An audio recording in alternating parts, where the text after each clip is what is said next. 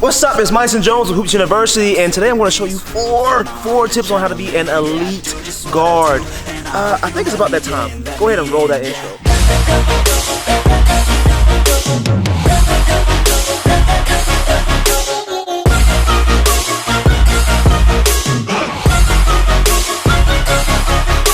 So the first necessity, if you're a point guard, especially if you're my size, is to be a student of the game. And I mean, not like some student like you have to go to school, like a student like I am obsessed with learning how to become a great point guard, studying different players, learning what they're good at, learning what they're not good at, having your own scouting report in your mind. So knowing if somebody can't shoot, not closing out the entire way, thinking really smart. I mean, you have to really work hard at getting smart.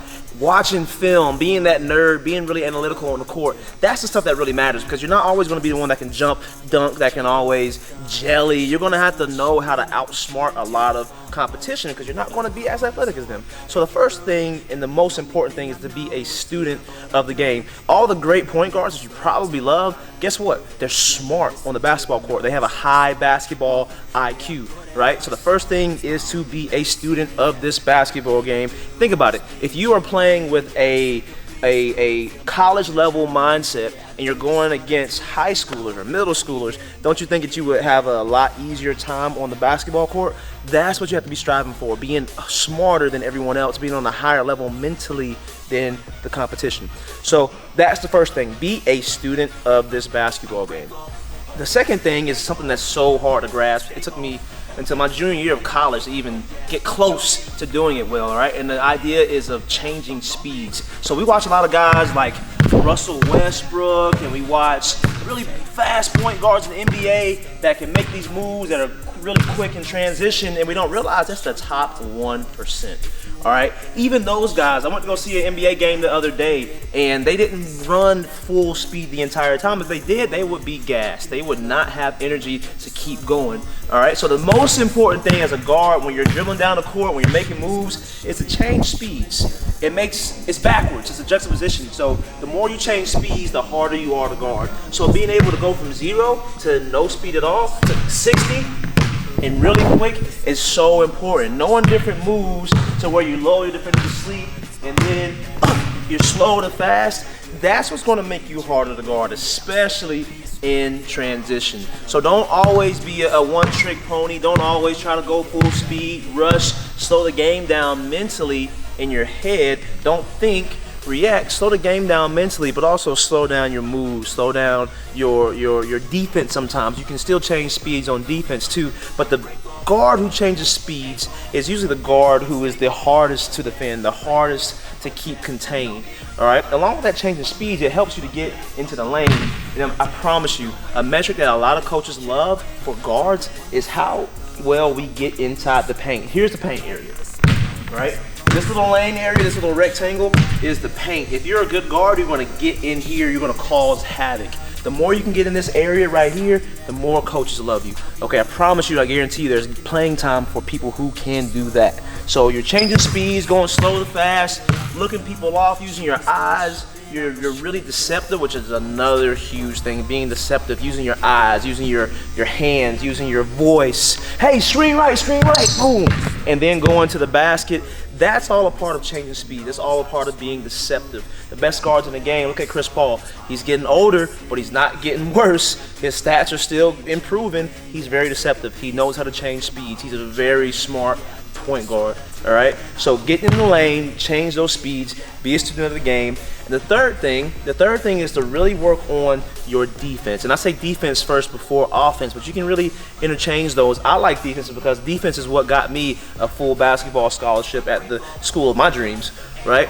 So here's the thing about defense. You need to learn how to become a lockdown defender. It doesn't always mean to get up on your defender all close, nose on chest, right? If you're not the quickest guy, that's not the smartest thing to do. And what was the first thing that we said was necessary to be an elite point guard? Being a student of the game, okay? So if you're guarding somebody who's way quicker than you, you don't want to get up here on them and pressure them here. You may want to have a distance away. If you're guarding them, you want to have an arm's length away at all times. Don't let them break your measuring stick.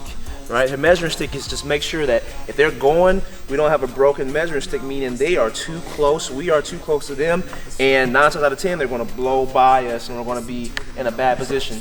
There's no defense for blow-bys. My coach used to always say that, and it's something that's stuck with me in my head as long as I've been playing. There's no defense for a blow-by. So as a point guard, you have to have your butt to the basket at all times.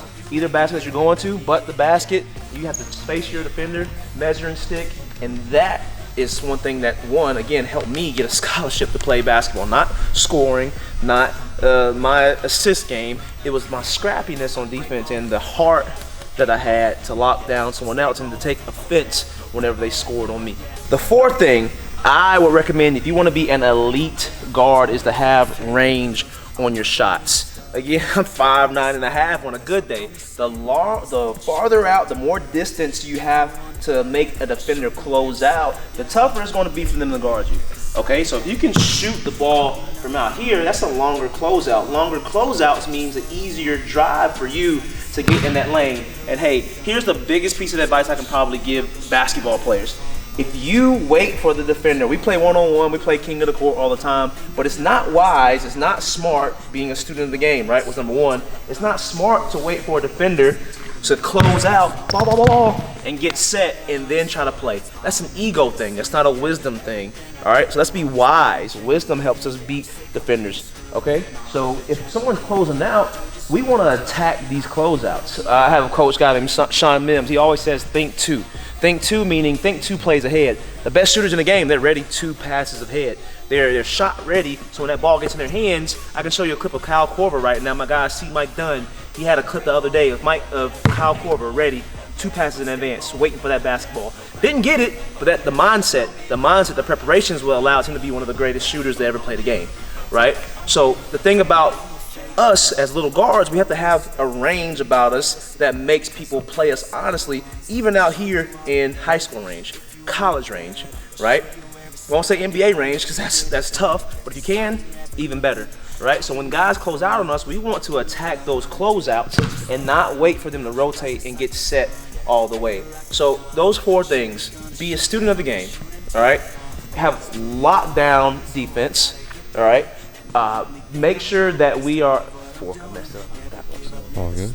I'm going to recap on it. Student, change speeds, deceptive, lockdown defender, range. Okay.